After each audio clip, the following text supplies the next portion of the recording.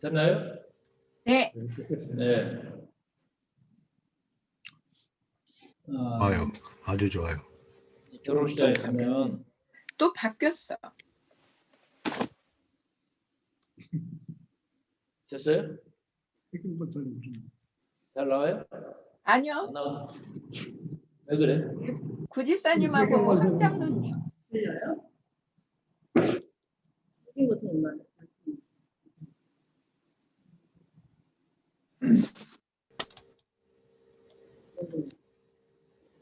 이것만 나오고. 오케이. 오케이. 됐습니까? 아우, 네. 조명도 좋아요.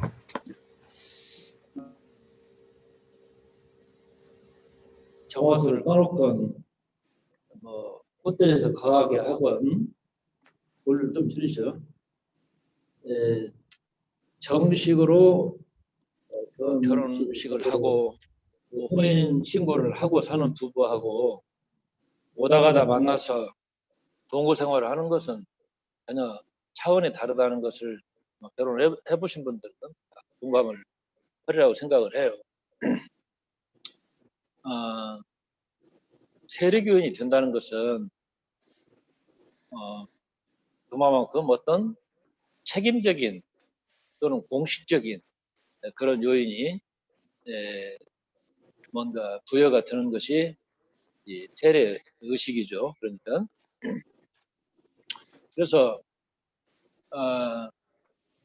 뭐 거두절미하고 세례 교인이라고 하는 것은 그 교회의 교인이 된다는 그런 의미만 있는 게 아니라 이 지구 전체의 교회를 합한 공교회의 일원이 된다는 그 의미가 강하게 있어요.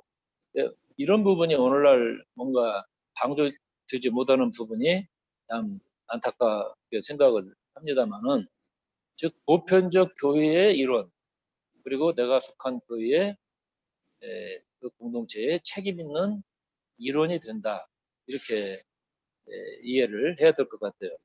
그래서 세계 어느 나라에 가든지 제가 한국에서 장로교회의 세례 교인입니다. 그러면 종파가 다르고 인종이 다르고 뭐 그런다 하더라도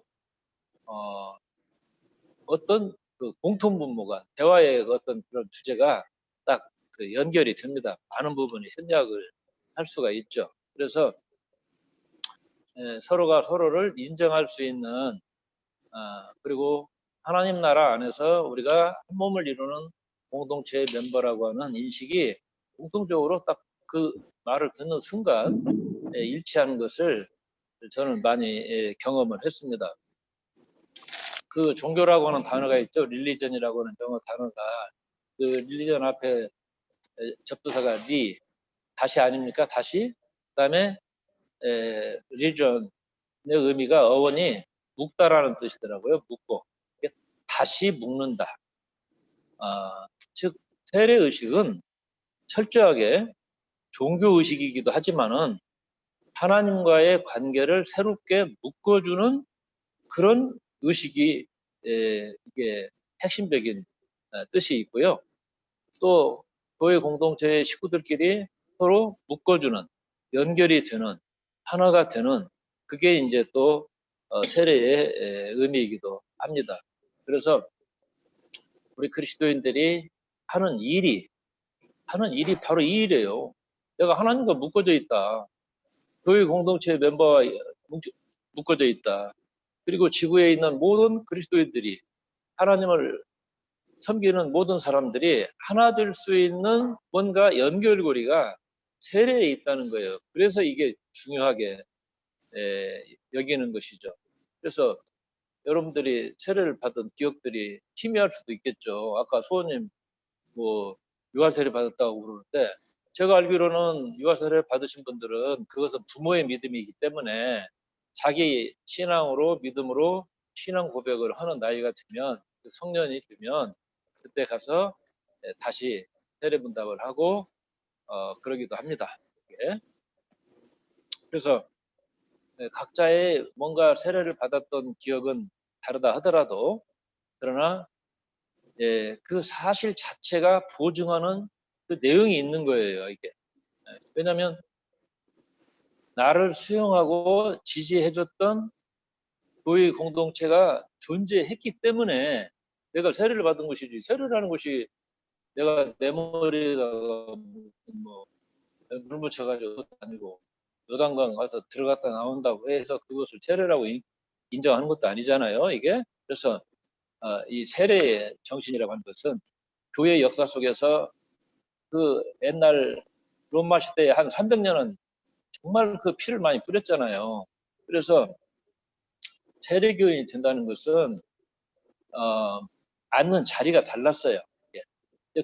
그런 분들은 뭐냐면 나는 죽을 준비가 됐다, 순교할 준비가 됐다라고 하는 신앙 고백을 할 정도의 단계에 왔을 때 세례를 받고 또 세례를 주고 그랬거든요, 이게. 그래서 천주교에 보면 이 갓파더 뭐 이런 게 있잖아요. 대부, 대모. 이게 뭡니까? 부모가 예를 들어 어린 자식을 놓고 순교를 하면 그 자식을 누가 맡아?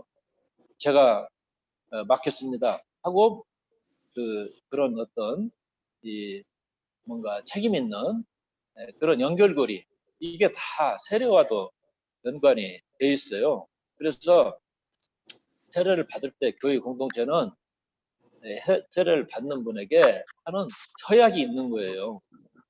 당신이 믿음의 길을 홀로 갈 수 있도록 내버려두지 않겠습니다. 우리는 당신이 혼자가 아니라는 것을 늘 인식하고 그렇게 함께 하겠다, 당신을 지켜보겠다, 당신을 후원합니다, 이런 서약을 교회 공동체가 먼저 하는 거예요. 제가 조금 이따 물어볼 거예요. 그래서 세례를, 이 의식을, 이게 그 전통이 세례 받는 당사자만 있는 것처럼 여기고 있는데 그건 완전히 착각입니다. 그래서 먼저 교우들에게 물어보는 거예요. 그럼 물어보기 전에 뭐를 해야 돼? 당사자는 저는 세례를 받겠습니다라고 하는 그 이유가 있을 것 아니에요. 또 고백이 있을 거 아니에요. 그래서 저는 그러면 나는 왜 세례를 받아야 되는가? 이 부분에 대해서 준비를 해서 그 공동체 앞에서 좀 발표를 하고 또 듣는 분들이 이분이라면 우리 같이 가도 되겠네 하는 그런 어떤 믿음의 동의가 있고 선서와 서약이 있은 다음에 세례를 주는 거죠, 이게.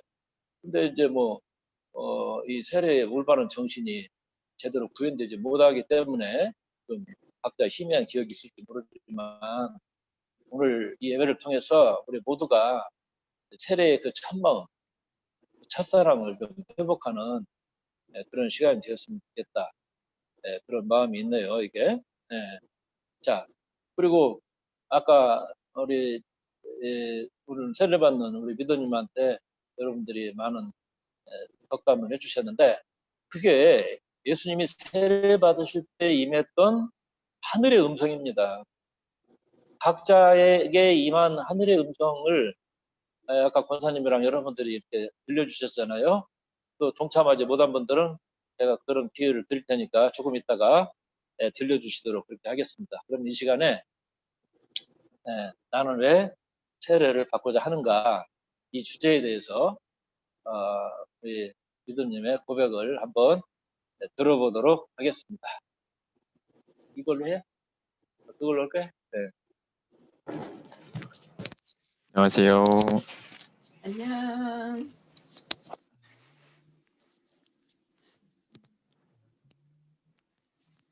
잘 들리시나요?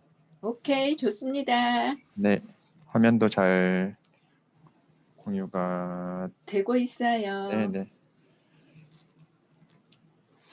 네, 먼저 아직 그렇게 배움이 깊지 못한데 이렇게 발표를 하게 돼서 조금 떨리고요.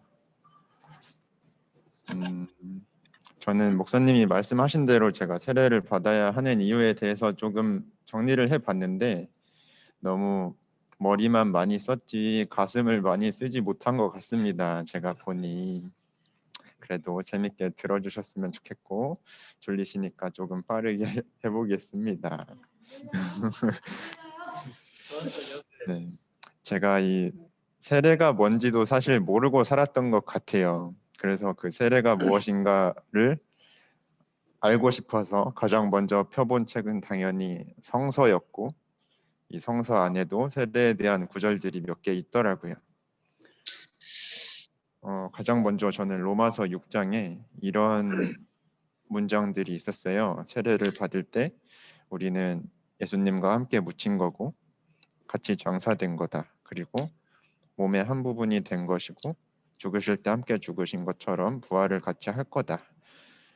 이런 이야기가 나왔고, 또 베드로서에도 우리가 세례를 받는 것은 그리스도의 부활을 통하여 우리가 죽음과 멸망할 운명에서 구원받는다는 것이고, 죄에서 깨끗해지기를 하나님께 간구하고 그렇게 살기를 약속드리는 것입니다. 뭐 이렇게 나오는데, 사실 저는 이제 머리로 이해가 되지 않으면 와닿지 않는 성격이라 이 문구들을 보면서 되게 고민을 많이 했습니다. 일단은 이 정도로 정리를 했어요. 세례를 받는다는 것은 예수님과 죽음을 함께 하고, 그러니까 예수님의 죽음이란 건 죄에 대한 죽음일 거고, 그리고 같이 부활을 하는 것이다. 그리고 죄를 멀리해서 깨끗하게 살고자 하는 다짐이구나. 이런 생각이 들었는데, 근데 제가 죄인인지에 대해서 정말 의구심이 생기더라고요. 죄인이다 하는데, 제가 일단 죄인이어야 죄와 함께 죽을 수 있는 거고, 그래서 제가 죄인인가에 대해서 찾다 보니 이제 플레밍 이야기도 알게 됐는데요. 이 플레밍이라는 사람은 옛날에 윈스턴 처칠이 좀 위독할 때 그 푸른 곰팡이에서 페니실린을 발견해서 그 항생제를 통해 처칠도 살린 사람이고, 그 위대한 발명 덕분에 노벨상도 탄 그런 화학자예요. 근데 이 플레밍은 이제 페니실린 때문에 이제 노벨상을 타고 나서 기자의 인터뷰가 있었는데, 기자가 물어봤대요. 선생님께서 일생 동안 발견한 것 가운데 제일 위대한 게 무엇입니까? 물어보니까 당연히 페니실린이라고 대답을 할 것 같았는데 이렇게 답했다고 합니다. 내가 일생 동안 발견한 것 가운데 가장 귀한 것은 내 자신이 죄인임을 발견한 것입니다. 그러니까 저는 더 궁금해졌어요. 왜 이 사람들이 이렇게 죄인이라고 하는 거고 나는 어떻게 받아들여야 할까? 어떻게 보면 이 고비를 못 넘어가면 또 제 신앙이 흔들릴 수도 있을 것 같았어요. 되게 중요한 문제구나. 그래서 다른 이야기들도 많이 찾아봤습니다. 일반적인 설명은 내가 죄인일까 물어보면 하나님은 인간을 사랑하셨고 에덴 동산의 아담과 이브에게 모든 것을 주셨고, 아담과 이브는 아시다시피 뱀의 꼬임에 넘어가서 선악과를 먹고 이제 하나님 말씀을 잘 안 들은 거죠. 그래서 이게 원죄가 되어서 원죄는 유전되고 상속되는 죄라서 인간은 결국 원죄의 대가로 죽음을 맞이하게 되었다. 이런 이야기로 설명을 많이 하시더라고요. 근데 제가 얼마 전에 읽은 이 JYP의 자서전 에세이인데 이런 구절이 있어서 따와봤어요. 인간의 믿음과 말씀을 통해 주어지는 믿음은 다르다고 말을 하더라고요. 그러니까 내가 그렇다고 믿어야겠다 믿는 거랑 믿어지는 것, 납득이 가는 건 엄연히 다르잖아요. 근데 아직 저는 이 납득이 가지 않았어요. 저런 설명들을 봐도 내가 왜 죄인일까 이런 의구심은 가지 않았고, 그래서 황장로님하고 우리 솜님의 도움을 받아서 이런 공부를 좀 더 해봤습니다. 결국 죄라는 거는 그쪽 나라 사람들 말로 헬라어로 하마르톨로스가 죄인이라고 해요. 이 하는 낫, 네버 이런 거고 마르토는 관역 이런 뜻입니다. 그러니까 관역에서 벗어난 사람을 죄인이라고 하더라고요. 그리고 이 어원들하고 관련돼서 이 하마르티아라는 단어가 눈에 띄었어요. 이 하마르티아는 그 아리스토텔레스가 시학에서 처음 쓴 단어라고 하는데 그냥 단순한 의미로는 정말 관역에서 빗나가다 이런 뜻이 될 수도 있고 좀 문학적으로 쓰이면 주인공이 가지고 있는 어떤 결정적인 결함을 하마르티아라고 하더라고요. 하마르티아를 좀 더 구체적으로 말씀드리자면은 써놨듯이 뭐 무식하거나 그 사람이 판단을 잘못했거나 성격적으로 어떤 결함이 있거나 잘못된 행동들을 하거나 이런 포괄적인 개념의 단어인 것 같았어요. 구체적으로 햄릿을 읽어보시면 이 햄릿이 자신의 아버지의 원수는 숙부였는데 그 숙부를 죽일 기회를 놓쳐요. 그래서 결과적으로 파국을 맞게 되죠. 어머니도 돌아가시고 자기도 죽고 숙부까지 죽는 비극을 맞습니다. 이때 이 햄릿의 하마르티아가 뭔가 바로 그의 우유부단한 성격이에요. 이런 식으로 이해를 해보니 죄라는 게 단순히 윤리적 잣대로 이해하면 안 될 것 같았어요. 그래서 저는 이 죄라는 것이 넓은 의미로 보자면 내가 행복하지 못하도록 나를 가로막는 나의 결함들 이런 의미로 볼 수 있겠구나. 여기까지 생각이 미쳤습니다. 빙고. 그러고 나니까 성경이 조금 와닿았어요. 로마서 5장을 읽어보면 온 인류는 죄로 늙고 죽어갑니다. 그러니까 나의 행복을 막는 나의 어떤 결함. 저는 되게 겁도 많고 안전에 대해서 예민하고 그런 것들 때문에 잃는 것도 있고 행복하지 못하는 순간도 많이 있어요. 그러니까 늙고 죽어간다. 행복하지 못하게 죽은 듯이 살아갈 때도 있죠. 이렇게 이해해보니 조금 와닿았어요. 로마서 6장 이야기도 이 부활과 구원을 내가 나답게 행복하게 살아가는 것이라고 이해해보니 좀 더 와닿았습니다.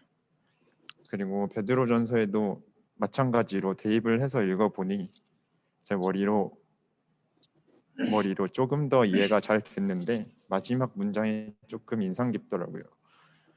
우리가 하나님께 돌아와서 죄에서 깨끗해지기를 하나님께 간구하고 그렇게 살기로 약속을 드리는 거래요. 그러니까 저는 이 부분을 읽으면서 이 세례가 끝이 아니라는 느낌을 받았어요. 어디까지나 하나님께 간구하는 거예요. 그리고 약속을 드리는 거예요.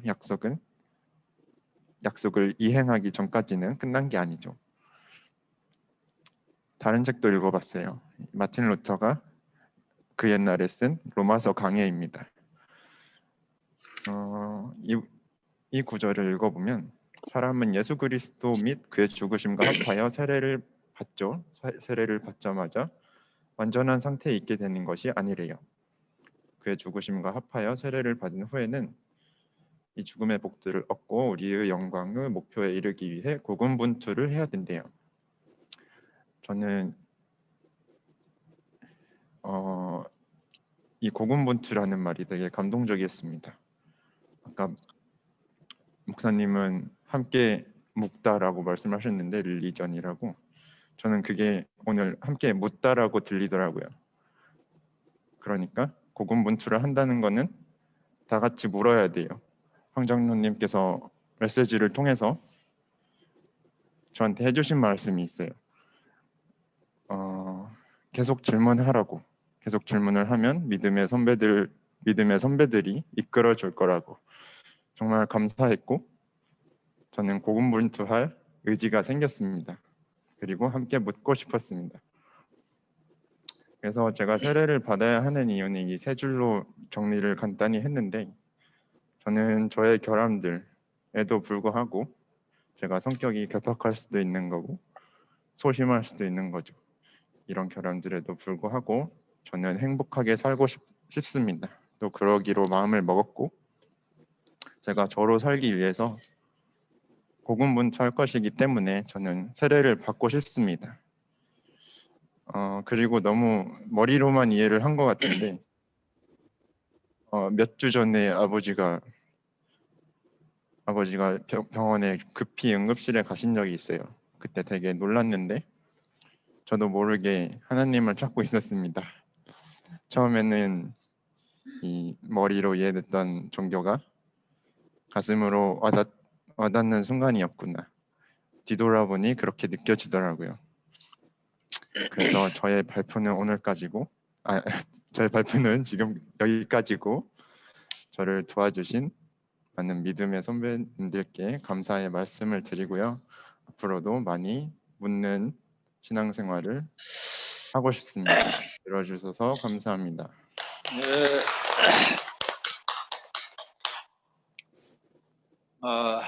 지금까지 믿음님의 신앙 고백을 들었는데요.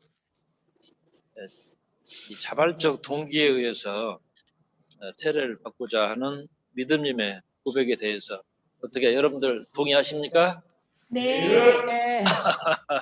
예, 동의하고 동의- 사랑하고 축복합니다. 예.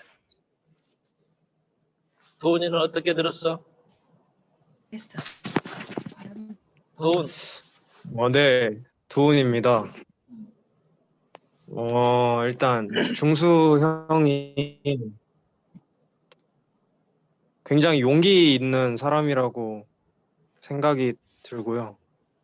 그 약속을 하고 그거를 약속을 지키는 그 과정이 굉장히 쉽지는 않을 거라고 저도 생각은 되는데 그런 걸 알고 있음에도 그 약속을 지키기 위해서 약속을 한다는 것 자체가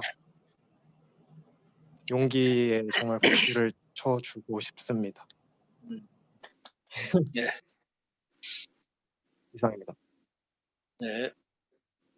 자, 그러면 여러분들이 다 이제 동의하셨으니까 제가 교우 여러분들에게 질문을 하도록 그렇게 하겠습니다. 그러면 동의하신 분들은 예, 그렇게 하겠습니다. 이렇게 대답해 주세요.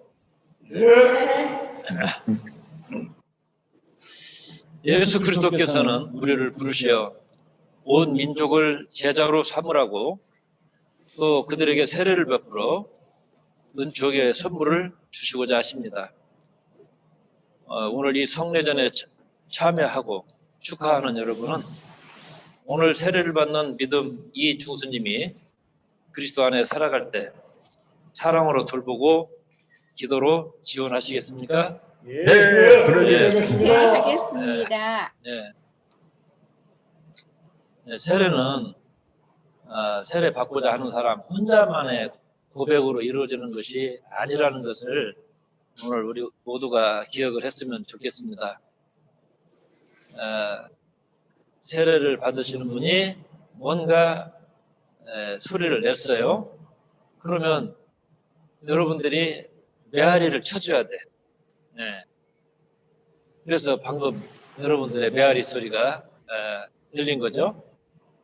그래서 하나님의 은총의 선물을 나는 받고 싶은 또 받아가는 그런 사람이 되고 싶어요 하는 고백이 있고, 그 다음에 공동체 식구들이 그래 나도 너와 함께 할 거야 라는 그런 또 믿음의 결단이 만나는 거예요. 이것이 연결되어 가지고 하나님 나라의 그 사명을 함께 짊어지겠다, 이렇게 이제 그 아름다운 어떤 연결이 묶어짐이 바로 세례의 의미라는 것을 우리가 이 시간 다시 한번 뭔가 생각해보는 또 결단해보는 그런 시간이 되었으면 좋겠습니다. 그래서 이 시간에는 우리 믿음 이중수님에게 세례를 의식을 하도록 하겠습니다. 목사님,